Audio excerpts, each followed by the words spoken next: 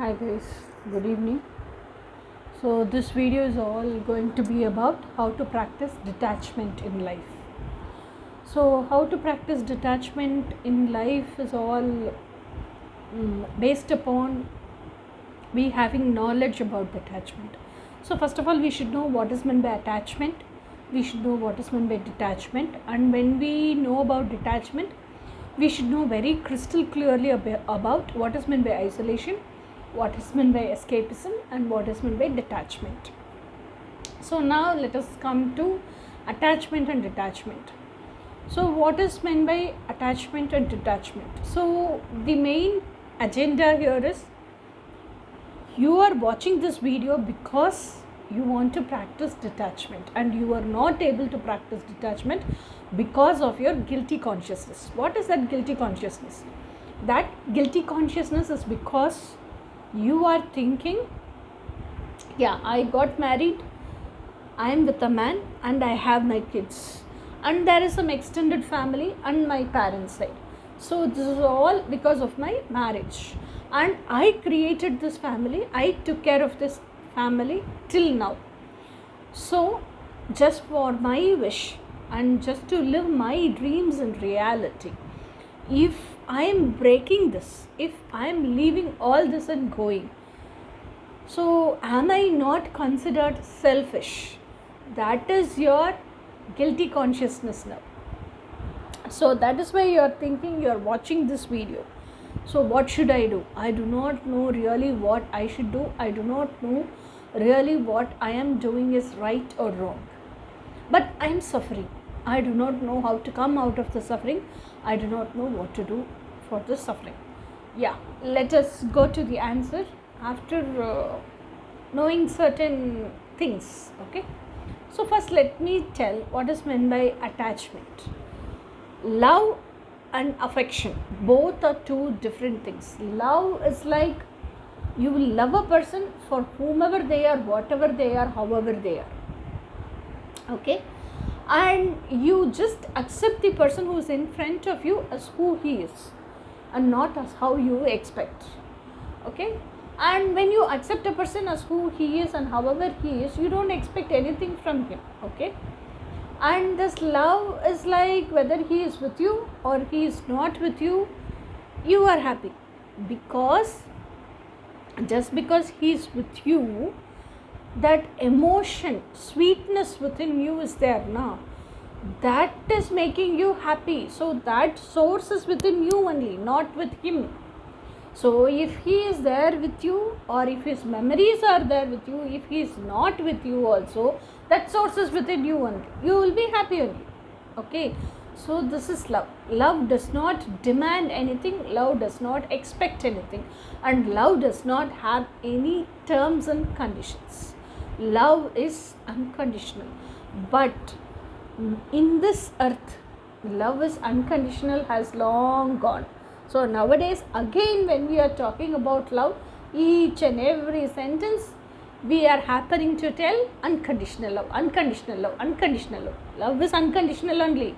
Love is not conditional. Love is unconditional. Okay, so there is no terms and conditions for love. However they are, you accept them with their imperfections and flaws, and you still love them. You know about their whole story, you know about their all awkward moments, you know about their all broken down moments, you know about their all minuses, but still you love them. That is love. Okay, now let us come to affection. From childhood days, we have been born in a family, so we are one among that tribe, and still, but we are an independent individual. So we are an independent individual. So the society, next level of society starts with our close ring, boundary ring, one after the other, starts with parents. After parents, relatives of the parents, then life partner, kid, life partner's extended family. Like this, society grows one ring after the other ring, isn't it? So society starts from our parents only, not from outside of the house. Society starts within the house itself. So you are an independent individual and society starts. Okay, so when you are as an independent individual, and so when this next level of society starts and you are as an independent individual within that house. So what happens is, when you are growing from a child to, like, little by little we'll grow now, automatically because of that bond we have expectations. My mom should be like this, my dad should be like this, my sister should be like this, my brother should be like this. From the very small child age we have those expectations.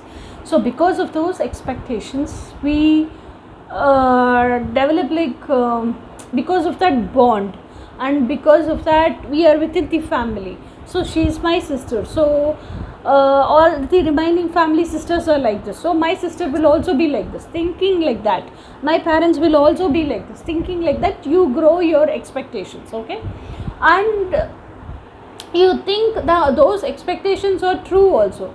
And when that doesn't, because of that expectation, your affection also, you think that expectation will come true with that family member, and you will never confirm whether it will come true or not. We have not been taught for all that things, okay. So like that, when a child is born and child grows, whomever is the caretaker of that child, it becomes very attached to that child, to that caretaker, and it expects whatever it is longing for to come true through that caretaker, okay.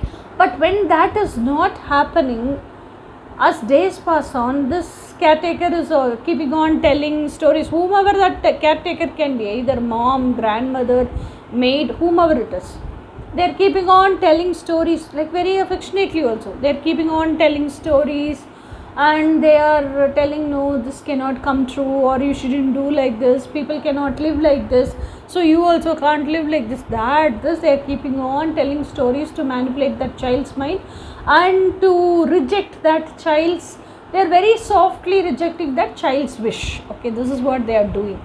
Actually, when these keeps on happening, the child, to a certain extent, it will keep on believing and listening to whatever that caretaker is telling. After a certain age, it will become very vexed up, frustrated. What is this? Whenever I ask, they keep on telling like this only. So am I not asking something which is practically possible? Is my wish wrong? Something like that, and all that child will start to think.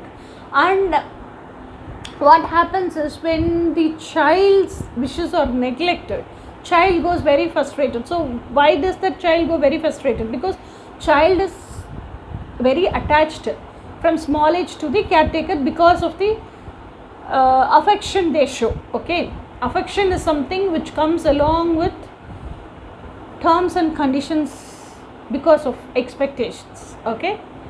So when that expectations are not met out, child knows, so this people are not going to bring my dreams into reality, my expectations are not going to become real here, okay. So because of that unmet expectations, disappointment happens. Because of that disappointment, frustration occurs, and because of that frustration, it loses faith in its people, okay.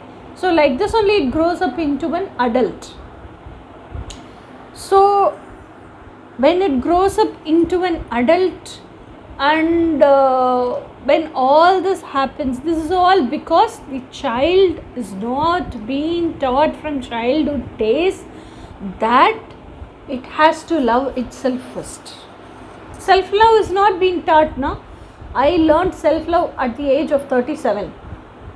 So self-love is not being taught in families, because they themselves don't know what is meant by self-love. How will they teach us? Okay, so they do not know what is self-love, and the child has grown as an adult without knowing self-love itself. So now there is so much of that child is grown as adult now, no? So what he does is, he or she, whomever it is, that adult, what they do is, they isolate themselves from the society, from this crowd. That very level of society starts from parents. So they isolate themselves, and they don't want to mingle with the society, they don't want to talk with the society, because they lost all hopes, and they are in the frustration they have lost, okay. So they isolate themselves, they seclude themselves.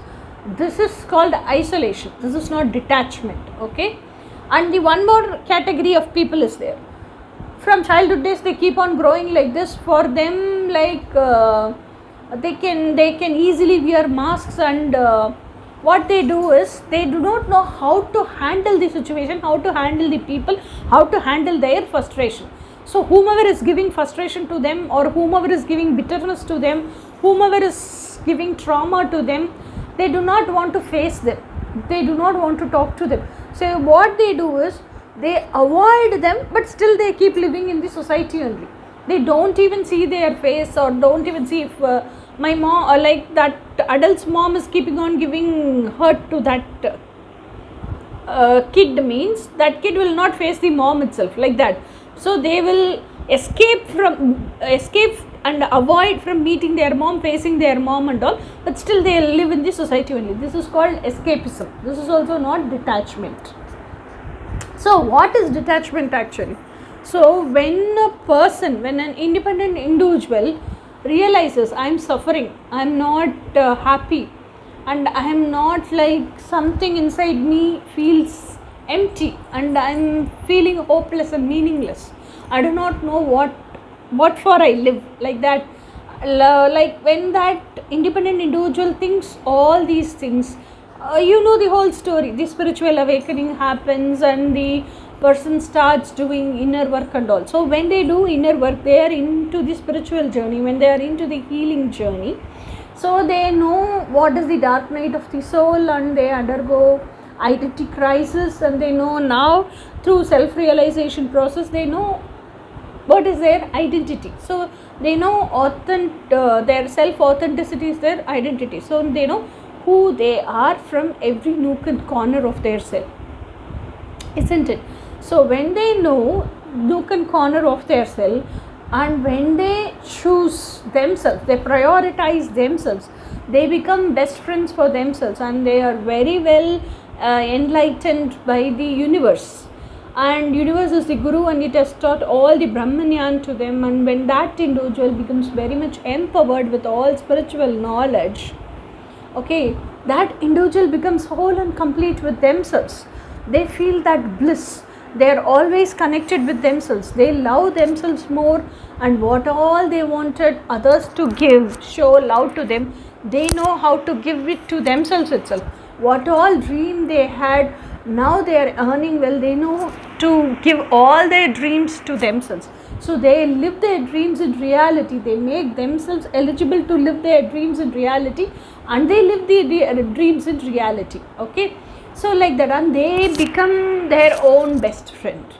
And so when there was longing and craving, and there was a search for something outside, okay, when that heart space was empty, now that heart space is full of love and compassion and kindness, so they are certainly stopped. Now there is no craving and longing, and they are so much whole and complete within themselves. They are like their most intimate lover, as well as they are their friend, they are their parent, everything within themselves. So their search is not outside. So when they become whole and complete, they do not need anybody's affection or love from the outside, okay. So there is no attachment at all.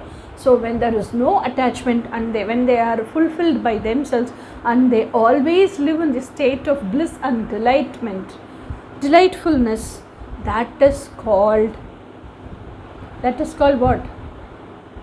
Emotional fulfillment within. When they are in emotional fulfillment within, that how much ever crowd they are, they'll be happy, they'll be by themselves, they won't isolate themselves, they will not escape from any situations, they'll be in the crowd, they'll mingle with people, they'll talk with people, whatever they are doing, they'll be connected within themselves only. So this is called a detachment. This is how you practice detachment, okay. And one more thing is, and when you are feeling guilty, am I not thinking something selfish, all that is not selfishness, please change the word, that is called selffulness. If you betray yourselves, you know who you are from inside, and you are suffering so much because everybody have that dream person within ourselves, and we keep on expecting our life partner to be as the dream person, and the whole life until now what we have lived. Yes, we are searching for the dream partner within our life partner, and it is not possible. That is why we are suffering. If we could have been able to accept our life partner who is in front of us as who he is, this much problem would not have arisen, isn't it? So this much problem is because we are not able to accept their nature, because we are not able to bear that toxicity, and we are feeling that we are being we are undergoing victimhood because of such partner. So that is why we are searching all these things. Now we want to come out of this and practice detachment in the first place, isn't it? So this is how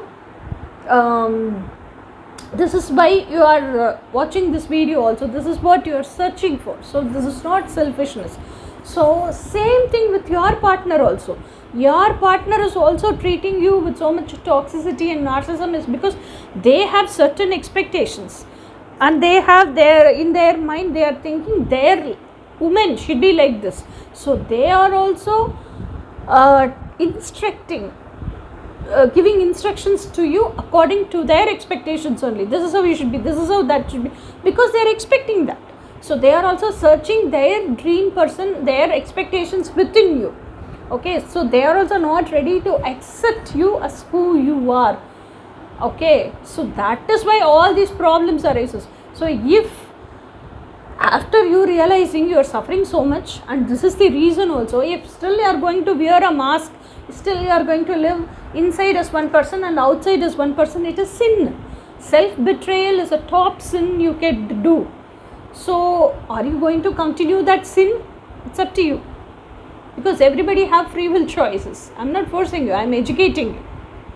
Okay, so if you do self-betrayal, it is a sin. Okay, so it's not only self-betrayal, you are betraying yourselves in the name of family, and you are also showing people outside of you your fake side. Okay, so you are betraying your husband, you are betraying your kid, you are betraying all your relatives around you. Okay, this is also a sin.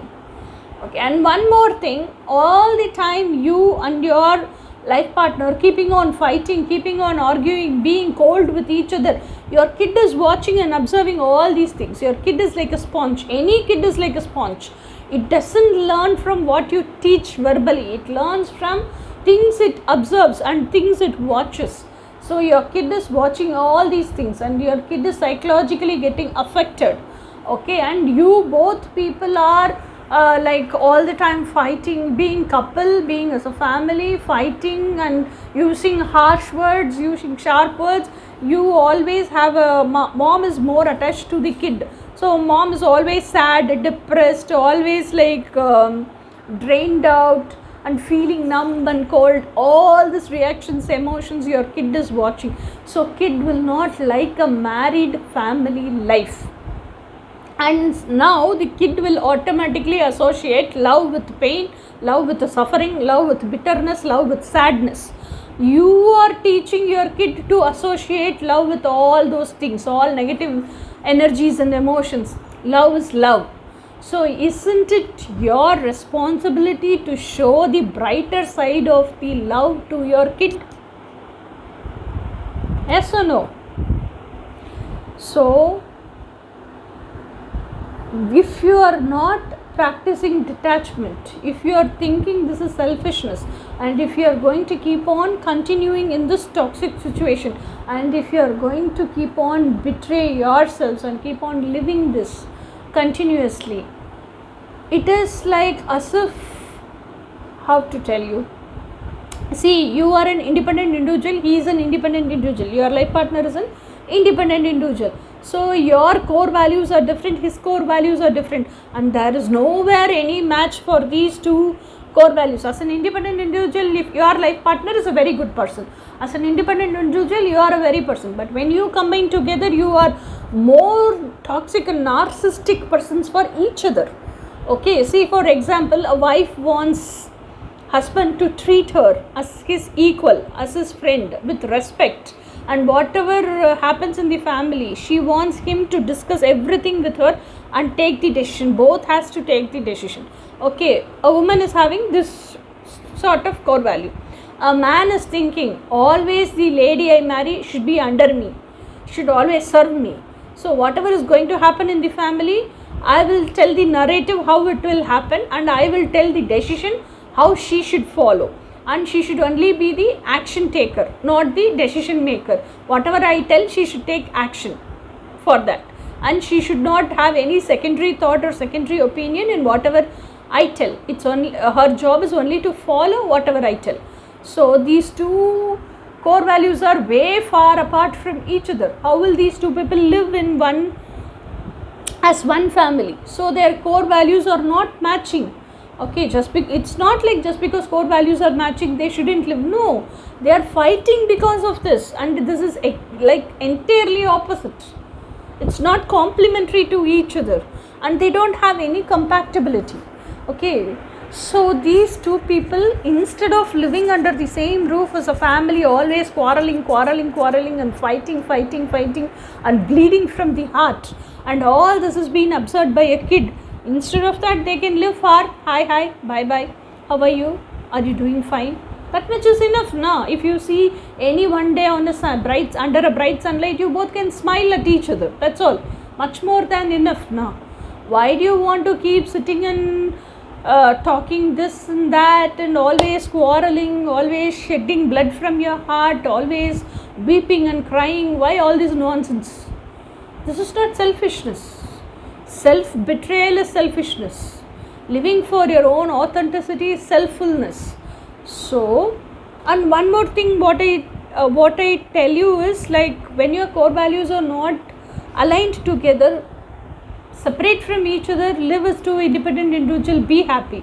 Might be after separation, your life partner can meet a vibrational match to him. Whomever it could be a soulmate, it could be a twin flame, whomever it is. He could be happy, he could be like very emotionally fulfilled, and he could have that feeling of, this many years I haven't lived this life. Now I'm so happy with this person, I want to live this life. So when your partner is getting that thought, you being inside the family, you are stopping him from marching forward to that path. Okay, and you also might be after the separation, you could meet your twin flame or soulmate, whomever it is.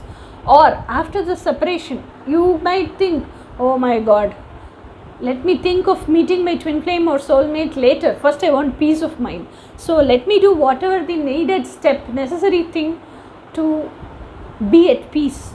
You can follow that. You can go into spiritual journey. You can learn all the healing therapies. You can practice meditation. You will do all these things, and you will first calm down yourselves. You will first be at peace. Okay, you are only stopping yourselves from being at peace, being always inside this toxic situation. Okay, so this is why you have to practice detachment. So now think, you are self-betraying yourselves and you are self-sabotaging yourselves. This is all because of you. You are not only betraying yourselves, you are betraying all your relatives, you are betraying your spouse, you are betraying your kid also. This is also sin, and this is also because of you only. And just because you are thinking family, that this, you are always showing the negative side of love and marriage to your kid, where your kid gets vexed up and develops all the negative thoughts about relationship and love. Okay, the next is, if you go in separate ways, might be you both can be peaceful, you both can realize who you are from within, and you both can have a chance of healing, or you both can have a chance of meeting either your soulmate or twin flame and live happy life. You are being inside this family in the name of family, and you are the one who is stopping from all these good things happening. So if all these good things has to happen, and if you want to be happy and peaceful, if you want to be emotionally content within yourselves, and if you want to be whole and complete, without any longing or craving for outside. Somebody has to take care of me, like that. And if this is all is practicing detachment, okay, living life without that longing and craving for somebody outside is called detachment. Okay, so if you are like that, if you are inside a crowd also, big crowd also, you will not feel like I want somebody. You will be like happy, joyful by yourselves. You will enjoy that life, because 24/7 you will be connected from within yourselves itself, and you will be emotionally happy and in the state of bliss and divine delightfulness. Okay, so when you are like this, you are practicing detachment. This is called actual detachment. So this is the reason you have to detach also, okay, and do the inner work and come to that whole and complete state and always be in detachment. Okay, so in the next video, let us see how to restart your life journey.